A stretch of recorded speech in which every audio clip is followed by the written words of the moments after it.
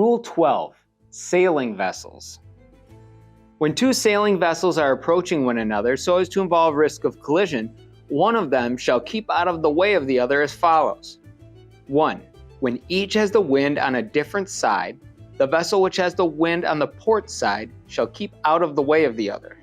2. When both vessels have the wind on the same side, the vessel which is to windward shall keep out of the way of the vessel which is to leeward. 3. If a vessel with the wind on the port side sees a vessel to windward and cannot determine with certainty whether the other vessel has the wind on the port or starboard side, she shall keep out of the way of the other. For the purpose of this rule, the windward side shall be deemed to be the side opposite to that on which the mainsail is carried, or, in the case of a square-rigged vessel, the side opposite to that on which the largest fore and aft sail is carried. Let's take a look at Rule 12 on the board and get a better understanding of what's going on here. So we're looking at sailing vessels and how they behave to not run into each other.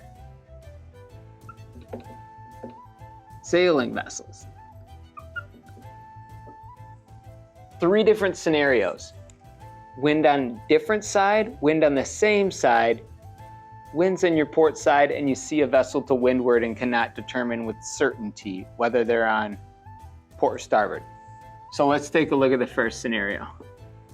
We have the wind coming, and we have vessels, sailing vessels, and the wind is on opposite sides. So one has the wind hitting the port side, one has the wind hitting the starboard side. The vessel which has the wind on the port side shall stay out of the way of the other. So they are kind of the giveaway vessel.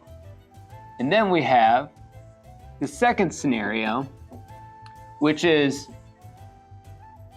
wind on the same side. So 2 sailing vessels.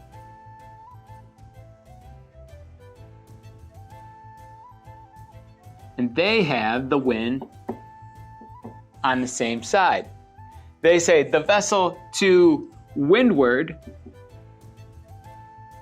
shall stay out of the way of the other. Now, why would this be?